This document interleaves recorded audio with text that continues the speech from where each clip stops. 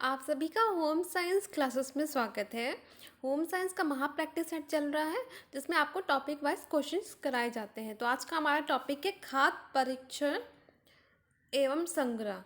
तो इससे रिलेटेड जितने भी होम साइंस के एग्ज़ाम में पूछे गए क्वेश्चंस, चाहे किसी भी स्टेट हो, यूपी हो, बिहार हो या फिर आपका राजस्थान हो, हरियाणा, जहाँ भी होम साइंस का जहाँ भी क्वेश्चंस आए हैं इससे रिलेटेड इंपॉर्टेंट क्वेश्चन आपको यहाँ पे मिल जाएगा। तो चलिए आज का वीडियो स्टार्ट करते हैं। आज का पहला क्वेश्चन हमारा, जैम और जेली परीक्षण के लिए चीनी का कितना सांद्र रख सकते हैं। तो ये क्वेश्चन आप देखे होंगे कितनी बार ये पूछा जाता है। ये यूजीसी नेट 2019 के पेपर में आया था और D triple S B TGT PGT में बहुत क्वेश्चन आता है। तो आपको सभी को पता होना चाहिए 65% होनी चाहिए, ठीक है, चीनी। अब देखिए यहाँ पे बात करते हैं आपका, फलों एवं सब्जियों के काटने में एंजाइमी जो भूरापन होता है, जिसे हम ब्राउनिंग कहते हैं, को निम्न के द्वारा रोका जा सकता है। जब आप देखते हैं सब्जियों को काट के छोड़ देते हैं, कुछ टाइम के बाद कैसा होता है, भूरा कलर का हो जाता है ना, तो वो किसके द्वारा हम इसको रोक सकते हैं। तो उसे हम संतुलन के द्वारा रोक सकते हैं, संतुलन बना कर उसको। उसके बाद हम एंटीऑक्सीडेंट का प्रयोग कर सकते हैं जिसके कारण वो भूरापन रुक जाता है। और हम क्या कर सकते हैं, पानी में डुबोना, पानी में डुबो के रख सकते हैं। जैसे कि हम सब्जी काटते हैं तो सब्जी काटने के बाद उसमें क्या करते हैं, पानी में डुबो के रख देते हैं। जो चीज़ जैसे आलू भूरा हो जाता है ना छोड़ने के बाद, तो इसी तरह बैगन हो जाता है। तो चीज़ों को क्या हम पानी में डायरेक्ट डाल देते हैं जिससे कि उसमें भूरापन ना हो पाए। नेक्स्ट क्वेश्चन हमारा कथन अभिकथन है, ठीक है। सुखाने से पहले सब्जियों को रसहीन कर देना चाहिए। तो जो सब्जी में रस होते हैं ना, उसको सुखाया जाता है, ठीक है, सुखाने से पहले। क्योंकि तभी हम उसको अच्छे से सुखा सकते हैं, नहीं तो पानी होगा तो क्या होगा, सब्जियां खराब हो जाएंगी, ठीक है, सही है। दूसरा, रसहीनता में प्रयुक्त उच्च ताप कुछ सूक्ष्म जीवों को सार देता है परंतु एंजाइमों को निष्क्रिय नहीं करता। तो ये आपका कथन गलत है, ठीक है, कारण। तो आपका सी ए सत्य है परंतु आर असत्य है। नेक्स्ट क्वेश्चन हमारा, खाद्य पदार्थों को सुरक्षित रखने के लिए कितनी मात्रा में चीनी होनी चाहिए ताकि अन्य किसी परिरक्षण की आवश्यकता ना पड़े। तो 40 से 50% चीनी की मात्रा होना चाहिए, ठीक है, खाद्य पदार्थों को सुरक्षित रखने के लिए। तो चीनी क्या होता है, परिरक्षक होता है, ठीक है, चीनी, नमक, ये सारे चीजें होती हैं। देखिए यहाँ पे आया, किस कार्य प्रणाली के द्वारा नमक की उच्च सांद्रता परिरक्षक की तरह कार्य करती है। तो आपको बताना है। तो देखिए यहाँ पे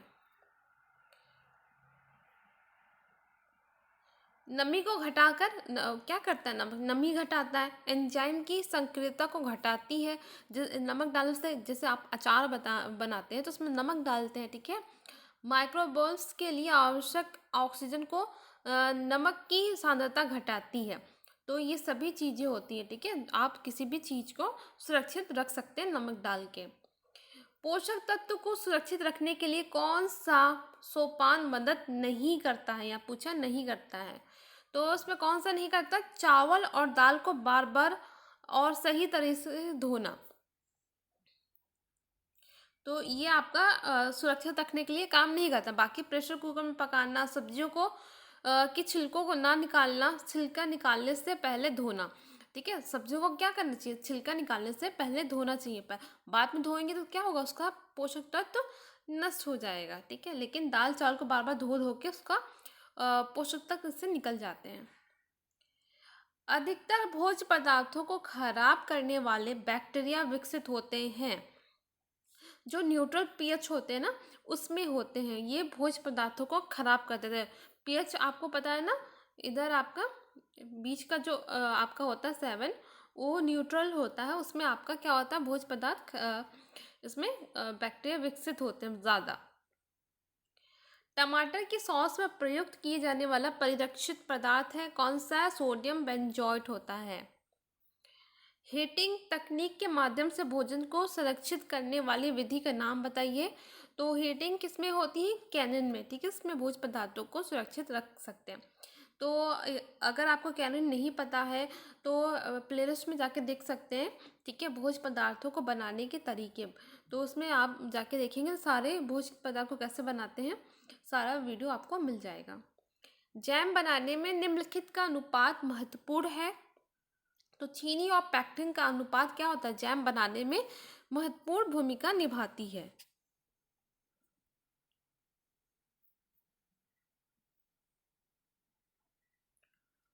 डिब्बाबंदी से संबंधित कानून लागू हुआ था। कब लागू हुआ था? 1970 में। खाद्य पदार्थ का संरक्षण की अवधि इसमें से संबंधित है। जल की मात्रा, ठीक है, संरक्षित जल की मात्रा उस पर निर्भर करती है। मॉइस्चर जो होता है ना, अगर मॉइस्चर ज़्यादा होगा क्या, खाद्य पदार्थ खराब हो जाएंगे।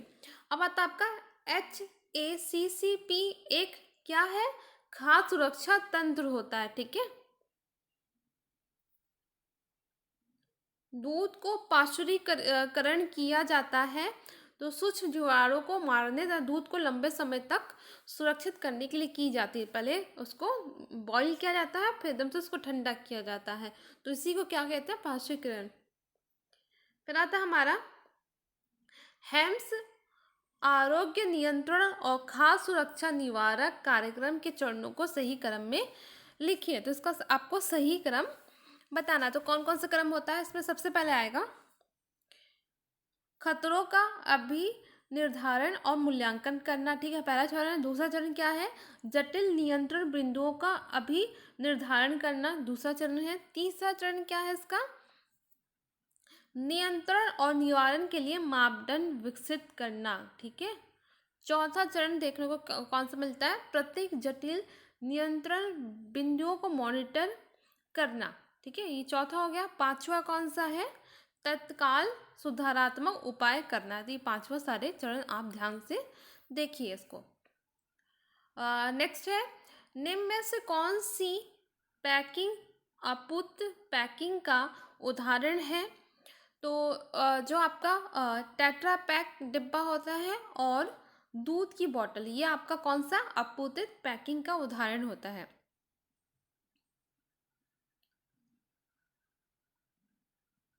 टेट्रा पैक पता है आपको क्या होता है? जैसे कि जिस आप दूध लेंगे तो दूध का जो डिब्बा होता है ना, ये नहीं कि प्लास्टिक वाला नहीं होता, जो टेट्रा डिब्बा होता है, जैसे बाहर पेपर का होता है, अंदर आपका लेयर अच्छे से होता है, तो वो उसको टेट्रा, जैसे दूध डिब्बे में मिलता है ना, ये दूध की बोतल मिलती है और टेट्रा पैक। तो जिसमें जूस मिलता है ना, हाँ सही एग्जांपल आपको याद हो, जो जूस मिलता है, आप जैसे फ्रूटी देखें, और भी रियल फ्रूट जूस के बहुत बड़े डिब्बे से आते हैं ना, पैकेट वाले, उसमें वहाँ से खोल के आप निकाल भी सकते हैं, फिर स्टोर करके रख सकते हैं। तो उसी जो पैकेट है उसको टेट्रा पैक बोलते हैं ना, ठीक है, डिब्बा उसको कहते हैं।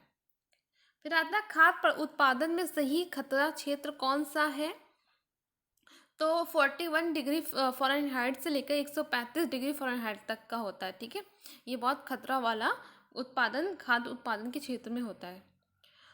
खाद्य सुरक्षा तथा मानक अधिनियम कौन से वर्ष में लागू हुआ था? तो ये आपका 2006 में लागू हुआ था।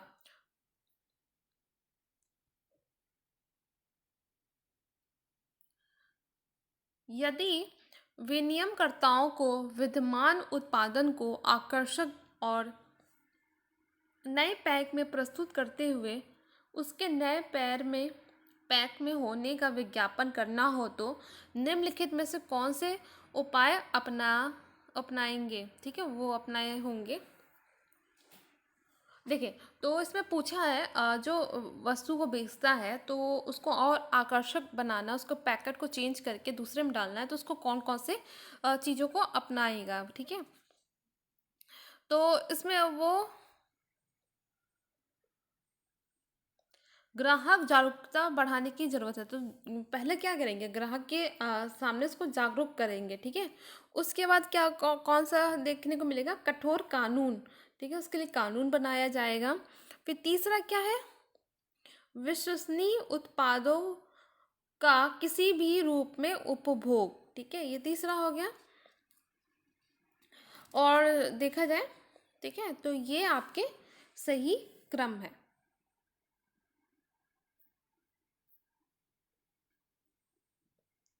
नेक्स्ट है आपका सूची मिलान है। सूची फर्स्ट में दिए गए परिरक्षणों को सूची दिए सेकंड में दिए गए उनसे जांचे जाने वाले रासायनिक यौगिक से मिलान कीजिए और नीचे गए कूट से मिलान कीजिए। तो यहाँ पे आप देखिए, पहले सूची में है परिरक्षण और दूसरा रासायनिक यौगिक। ठीक है, तो इसमें देखा जाए पहला है आपका सेलिवानोव परीक्षण। तो ये किस पे की जाती है, किस रासायनिक यौगिक पे की जाती है? तो ये आपके जो रिड्यूसिंग शुगर होता है ना, उसके लिए की जाती है। फिर आता है ओसाजोन परीक्षण। ये किसके लिए की जाती है? ये सॉरी, यहाँ पे गलत हो गया है थोड़ा। ठीक है, सेलिवानोव परीक्षण आपका की जाती है कीटोस शुगर के लिए। ठीक है, और ओसाजोन परीक्षण किसके लिए की जाती है? रिड्यूसिंग शुगर के लिए। जेंथोप्रोटिक परीक्षण किसके लिए की जाती है? यह आपकी एरोमेटिक अमीनो एसिड पे की जाती है। माइक्रो जडाल विधि किस पे की जाती है? प्रोटीन की मात्रा पे। ठीक है, एसिड वैल्यू किस पे की जाती है? यह आपका अम्ल पे की जाती है। ठीक है, अम्ल, यह आपका हो गया सही मिलान। जेली में नमी की क्षति होने की प्रक्रिया को कहते हैं, इसे क्या कहते हैं? सिंड्रेसिस कहते हैं। 2019 के पेपर में आया था नेट। जे GRA से तात्पर्य है ये जनरली रिकॉग्नाइज्ड स्पेस सेफ। ठीक है, ये आपका ग्रेस कहलाता है। इसका फुल फॉर्म में कभी कभी एग्जाम में पूछ लिया जाता है। यहाँ पे आपका कथन अभिकथन दिया गया है, तो देख सकते हैं। खाद रश्मि विकिरण खाद संरक्षण की प्रक्रिया है, जिसमें खाद को आयन, जिसे कहा जाता है एमाइनाइजेशन ऊर्जा से अनावृत किया जाता है। तो ये आपका कथन बिल्कुल सही है, लेकिन सामान्य रूप से सिलीनियम और क्रोमियम के समस्थानिक का प्रयोग होता है। तो ये गलत है, तो ये सही है, आर गलत है।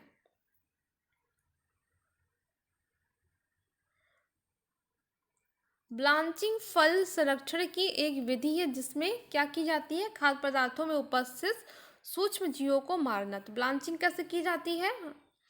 पहले आप क्या करते हैं, पहले 1-2 मिनट के लिए बॉईल करते हैं, उसका तुरंत उस गर्म से निकाल के ठंडे बर्फ़ के पानी में इसको डाल दिया जाता है। तो इसको ही कहा जाता है ब्लांचिंग करना। अंकुरण के समय जो एंजाइम सक्रिय होता है वो क्या कहलाता है? रेनिन कहलाता है। धूप में सुखाने से पहले सब्जियों को गर्म पानी में डालकर ब्लांचिंग जिसे कहते हैं निकालना चाहिए। तो बिल्कुल सही है।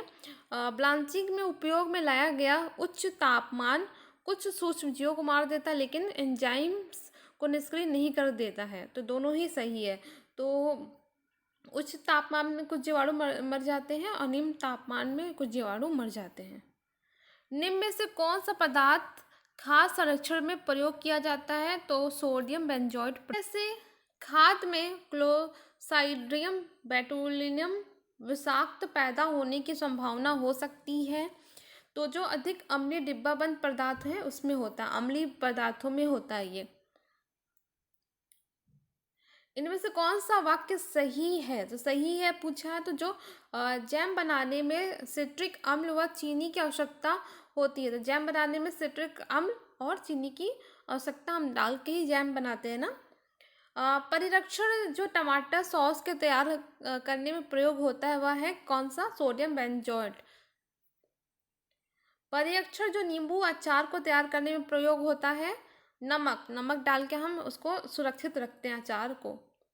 जब सब्जियों को छोटे करीब वर्गाकार में काटा जाता है उस विधि को कहते हैं डाइस करना। डाइस में ऐसे आपका होता है। जब भोज्य पदार्थ को मसालेदार पेस्ट में कुछ घंटे के लिए रखा जाता है ताकि सामग्री के सुचारू भोज्य पदार्थ में सोखे जाए, इस प्रक्रिया को कहते हैं, इसको कहते हैं मैरिनेट करना। ठीक है, जैसे नहीं, आपको अगर कुछ बनाते हैं तो पहले सब कुछ मसाला डाल के छोड़ देते हैं, तो इसी को कहा जाता है। मोनोसोडियम ग्लूटामेट निम्न में से किसका रासायनिक नाम है? तो ये आपका अजीनोमोटो का नाम होता है। निम्न में से कौन सा पदार्थ खाद्य संरक्षण में प्रयोग किया जाता है? तो खाद्य संरक्षण सोडियम बेंजोएट। देखिए, आप जीआईसी के पेपर में 2015 के एग्जाम में आया था। कम खर्च में भोजन संरक्षण सिखाने के लिए सबसे उपयुक्त विधि कौन सी है? प्रदर्शन दिखाकर आप जल्दी से सिखा सकते हैं। खाद्य संरक्षण की घरेलू विधि है डिहाइड्रेशन के द्वारा। डिहाइड्रेशन करके आप उसको सुखाकर दिखते नहीं, रख दिया जाता है। सूखे आम या भी बहुत चीज़ों को आप सुखाकर रख सकते हैं, इसमें ज़्यादा खर्च नहीं होता है। ठीक है, निम्नलिखित में कौन सा आहारी चिकित्सा का उद्देश्य है? तो आहारी चिकित्सा का उद्देश्य इनमें से कौन सा है? पाचन तंत्र के कष्टों को देखते हुए सरल, सौम्य तथा सुपाच्य आहार प्रदान करना, तो ये सही है। दूसरा है रोगाणुवस्था में भी उच्च पोषक स्तर की नियंत्रण आपूर्ति करना, तो ये भी सही है। और देखते हैं ऑप्शंस। शरीर को प्रभावित अंगों को पर्याप्त विश्राम करना, प्रदान करना, तो ये सभी इसके अंतर्गत आता है। ठीक है, स्ट्रॉबेरी या चेरी जैम को जमाने के लिए इसमें मिलाया जाता है, क्या मिलाया जाता है? नींबू का रस मिलाया जाता है। अंडा तथा दूध सुरक्षित रहते हैं किस टेम्परेचर पे? तो 35 से 40 डिग्री फ़ारेनहाइट पर ये सुरक्षित रहते हैं। बोतलों द्वारा फलों के संरक्षण के लिए आवश्यक नहीं है, नहीं है पूछा है। तो उसमें सांद्र गंधक का अम्ल मिलाना नहीं है। ठीक है, आवश्यक नहीं है। बाकी आप ये तीनों आवश्यक होता है।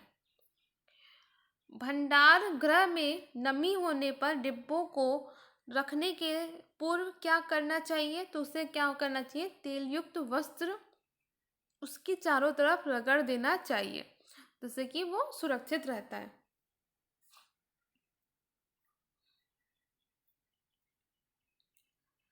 नेक्स्ट क्वेश्चन हमारा, खाद्य पदार्थों को बोतल बंद, डिब्बा बंद और पैकेजिंग करने से उस खाद्य पदार्थ को बिगाड़ने वाले किस घटक को बहुत कम कर दिया जाता है? तो वायु को उपलब्धता। ठीक है, उसको कम कर दिया जाता है, नहीं तो खराब हो जाएगा। खाद्य संरक्षण की निम्नलिखित में से किस विधि में एंजाइमों विकृत हो जाती है? तो निर्जलीकरण में जो एंजाइम्स होते हैं वो खराब हो जाते हैं, मतलब नष्ट हो जाते हैं, निष्क्रिय हो जाते हैं। खाद्य पदार्थों के संरक्षण के लिए कौन सी विधि अधिक वैज्ञानिक है? तो विकिरण विधि द्वारा। ठीक है,